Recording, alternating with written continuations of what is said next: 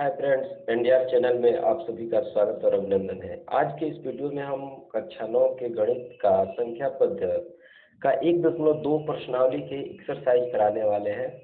तो एक एक क्वेश्चन को आराम से देखिए, सीखिए और अच्छा लगे तो वीडियो को शेयर जरूर कीजिएगा, ठीक है। तो आइए चलते हैं, देखते हैं इसके क्वेश्चन को।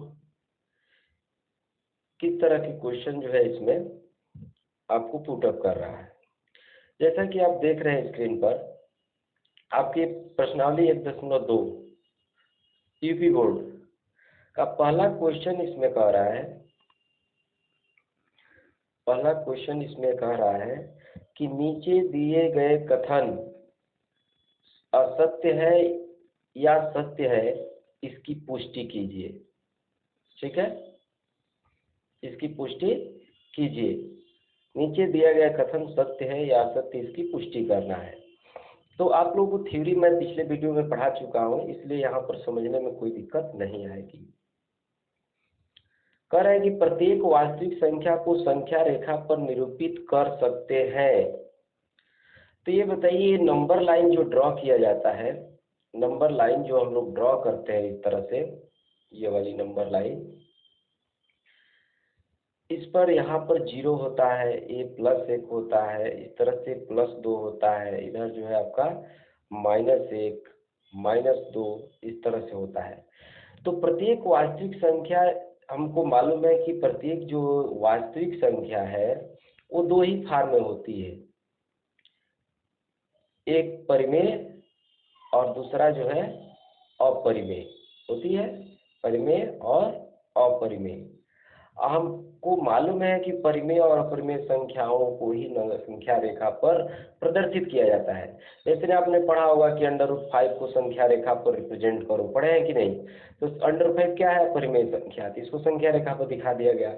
और परिमेय संख्या है तो ऑटोमेटिक दिख रही है संख्या रेखा पर। तो जब परिमेय और अपरिमेय संख्या दोनों वास्तविक संख्याएं ही होती है, तो हम प्रत्येक वास्तविक संख्या को नंबर लाइन पर जरूर दिखा सकते हैं। इसलिए पहला क्वेश्चन जो कह रहा है वो क्या है? सत्य है। पहला क्वेश्चन जो इसमें बोल रहा है वो क्या है? आपका सत्य है। तो इसे हम लोग सत्य करेंगे कि ये पहला कथन सत्य है। दूसरा, इसमें दूसरा आपका कह रहा है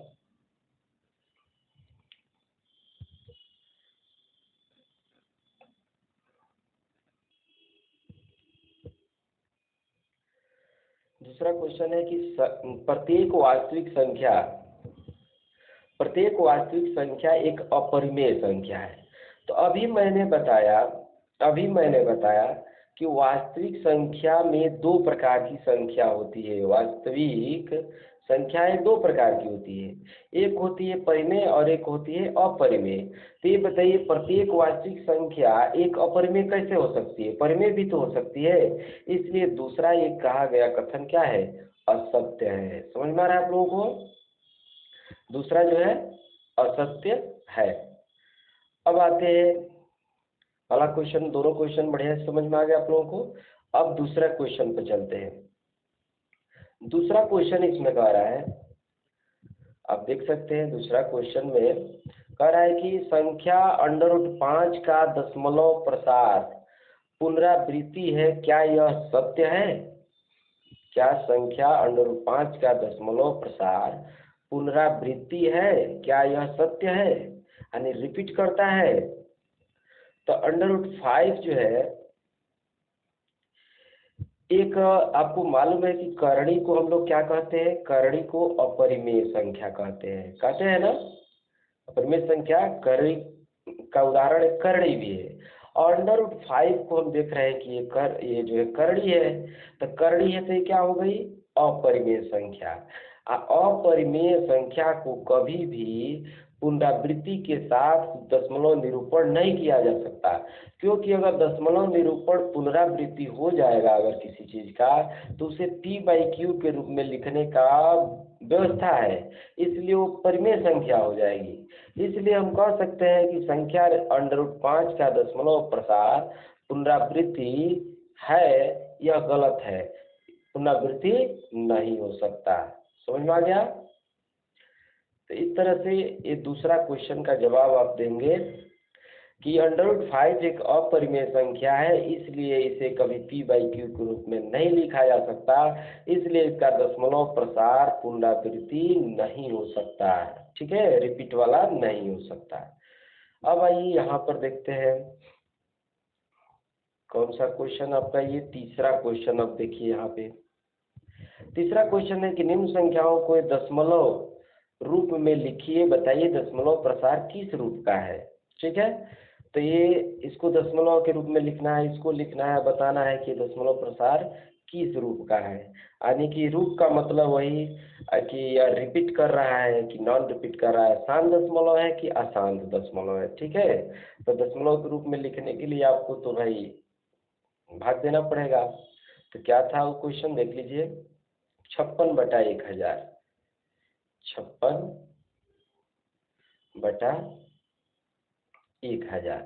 तो इसको दशमलव में लिखेंगे तो क्या होगा भाई, 1 जीरो से भाग देने पे 1 दशमलव लगता है, 3 जीरो है तो 3 दशमलव लगेगा, 0 5 6। चूंकि ये शांत हो गया इसलिए कह देंगे कि यह शांत दशमलव के रूप में है। समझ में आ रहा है। इसी तरह एक और क्वेश्चन करके दिखा रहा हूँ आपको। जैसे एक क्वेश्चन और ले लीजिए इसमें से। चलिए इसको लेते हैं 4/13 को, 4/13। तो इस 4/13 का दशमलव निरूपण कैसे होगा, आइए देखते हैं। 4/13 ये है, तो 4 में 13 से भाग देंगे तो आपका 13 0 0 4 हो जाएगा।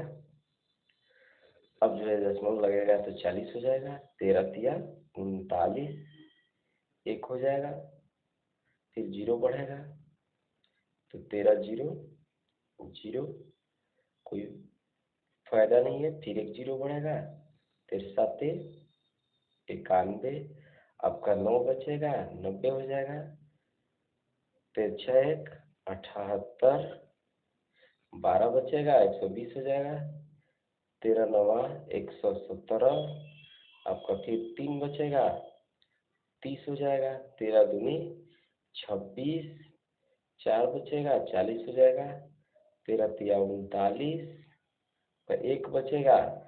देखिए फिर एक आ गया जैसे कि यहाँ पर आया था। ठीक है, तो यहाँ से रिपीट करना शुरू कर रहा है, इसका मतलब कि ये रिपीट कर रहा है 307692, है ना, 307692। तो ये रिपीट करने वाला है, इसलिए इसको क्या कहेंगे, आवर्ती दशमलव। आवर्ती, अशांत, अशांत है और आवर्ती है, रिपीट कर रहा है, तो अशांत अशांत आवर्ती दशमलव इसको कह दीजिए। इस तरह से सारे संख्याओं को आप दिखा सकते हैं कि ये कौन सा प्रकार का दशमलव निरूपण है। ठीक है, तो इन सारे क्वेश्चन को आप करके देखिए, अगर दिक्कत हो तो कमेंट कीजिएगा, मैं इसको फिर करके दे दूंगा। ऐसे मैंने 2 क्वेश्चन सॉल्व कर दिए, अब बाकी को आप खुद करके देख लीजिए। ठीक है, अब ये चौथे क्वेश्चन पाते हैं। चौथा क्वेश्चन कह रहा है कि 3/7 के दशमलव प्रसार में पुनरावृत्ति अंकों की संख्या ज्ञात कीजिए। ठीक है, 3/7 के दशमलव प्रसार में पुनरावृत्ति अंकों की संख्या ज्ञात कीजिए। तो इसके लिए हम क्या करेंगे, फिर जो है आएंगे इस पर और 3/7 को सॉल्व करेंगे। 3/7 जैसे ले लेते हैं,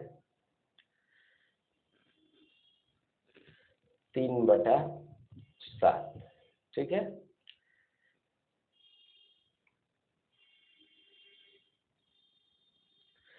3/7 को कैसे हल करेंगे, तो 3 लेकर 7 से भागा, 7 0 0, 3 दशमलव लगेगा 30, 7 चौक 28, 2 20 हो जाएगा, 7 दूनी 14, 6 बचेगा, 60 हो जाएगा, 7 8 56, 4 बचेगा, 40 हो जाएगा, 7 बचे 35, 5 बचेगा, 50 हो जाएगा, 7 7 49, 1 बचेगा, 10 हो जाएगा, 7 कम 7, 3 बचेगा, 30 हो जाएगा, 7 चौक 28। देखिए रिपीट करने लगा,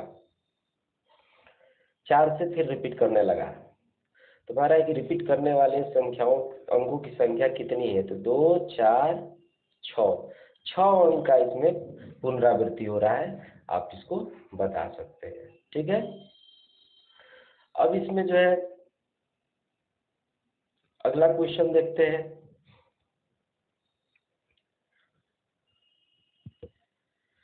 अगला क्वेश्चन कह रहा है कि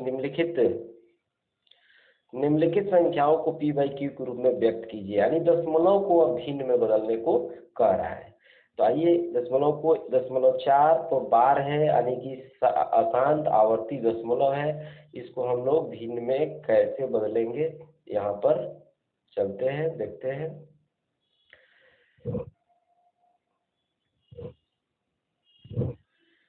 क्या है आपका 4 पर बार, यानी कि 0.4 पर बार। तो इसको भिन्न में बदलने के लिए हम कैसे इसको सॉल्व करते हैं, देखिए सबसे पहले मानेंगे कि माना x बराबर 0.444 इक्वेशन 1 इसको मान लेंगे।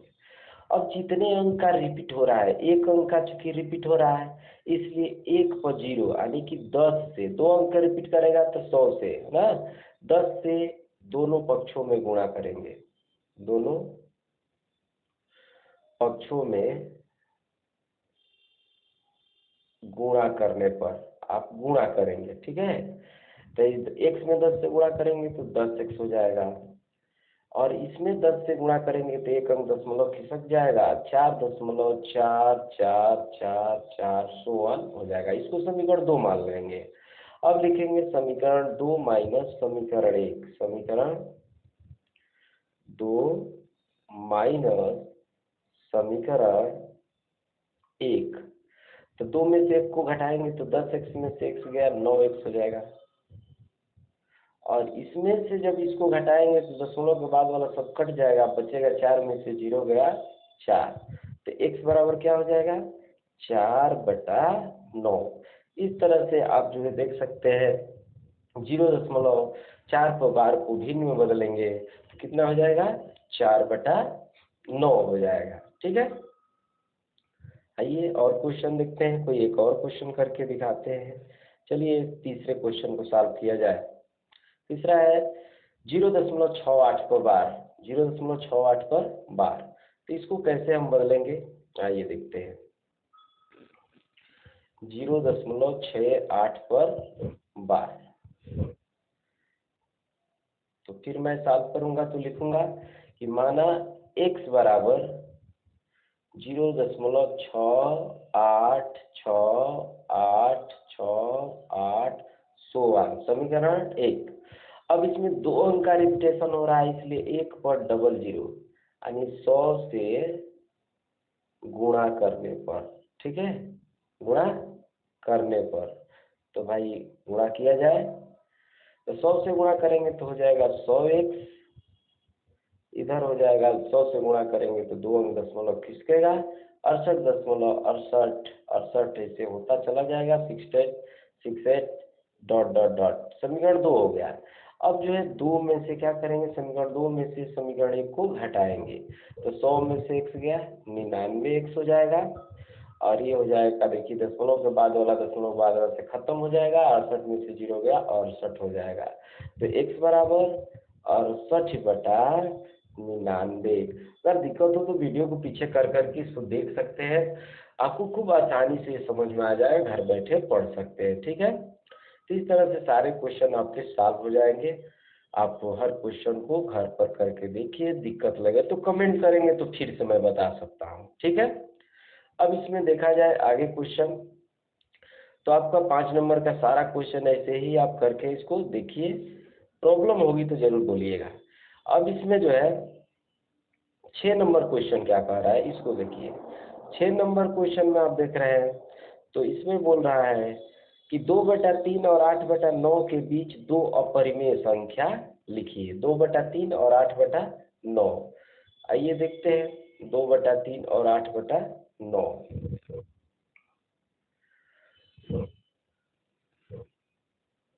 देखिए इसमें जो है करना ये है कि 2/3 और 8/9 के बीच में दो अपरिमेय संख्या पूछ रहा है। आपको मालूम है कि अपरिमेय संख्या का दशमलव निरूपण आसान अनावर्ती होता है, यानी कुछ भी आता रहता है दशमलव के बाद, इसलिए इसको जो है भिन्न के रूप दशमलव के रूप में पहले बदल लेंगे। तो चलिए 0 भागा देते हैं 2 में 3 से भागा देते हैं। तो 3 6 18 2 3 6 18 3 6 18 डॉट डॉट डॉट। इसी तरह इसको बदलेंगे तो 0.8 80 में 9 से भागा देंगे, 9×8 = 72, 8 बचेगा, फिर 9×8 = 72, 9×8 = 72 डॉट डॉट डॉट डॉट चल रहा है। तो इनके बीच की दो अपरिमेय संख्या लिखने के लिए हमको क्या करना है कि पहली अपरिमेय संख्या लिखने के लिए इससे बड़ा लेकिन इससे छोटी एक संख्या लिखना है। तो 0.6 है तो मैं यहाँ 7 लिख दे रहा हूँ, तो इससे तो बड़ा हो गया ना। अब यहाँ पर 6 5 2 3 8 कुछ भी लिखते लिखते डॉट डॉट कर दे रहा हूँ, तो देखिए इससे छोटा हो गया और इससे बड़ा हो गया। चूंकि ये कभी खत्म नहीं हो रहा है और न रिपीट कर रहा है, ऐसी संख्याओं को कहते हैं अपरिमेय संख्या। दूसरी अपरिमेय संख्या लिख रहा है तो 0.6 है, ये भी इस बार यहाँ 7 था पे 8 कर दे रहा हूँ। 6 5 3 1 कुछ भी लिखना शुरू कर दीजिए, क्योंकि दो परिमेय संख्याओं के बीच में अनंत अपरिमेय संख्याएं लिखी जा सकती है। इस प्रकार दो अपरिमेय संख्या आपका लिखा जाएगा, आपका आंसर आ जाएगा। ठीक है, तो इस तरह से क्वेश्चन भी किया जा सकता है, कोई दिक्कत नहीं है। दोनों क्वेश्चन जो है इसी तरह से होंगे। लास्ट क्वेश्चन है निम्नलिखित संख्याओं परिमेय अपरिमेय संख्याओं का सत्यापन करो। तो भाई इसके लिए क्या करना है, आप देख रहे हैं अगर कोई दशमलव संख्या शांत है तो उसे परिमेय कहेंगे। तो क्या हो गई परिमेय, क्योंकि ये शांत है, बोल दीजिएगा कि ये शांत दशमलव है इसलिए परिमेय है। ये देखिए अशांत है और न ही रिपीट कर रही है, यानी कि अशांत अनावर्ती दशमलव है, इसलिए क्या है अपरिमेय संख्या है। प्रूफ हो गया। ठीक है, तो इस तरह सारे क्वेश्चन आपके सॉल्व हो गए। वीडियो अच्छा लगा हो तो जरूर शेयर कीजिए और सब्सक्राइब कीजिए चैनल को, हर वीडियो आप तक पहुंच सके और एक एक प्रश्नावली आप तक पहुंचता रहेगा। इसी के साथ इजाजत दीजिए, धन्यवाद।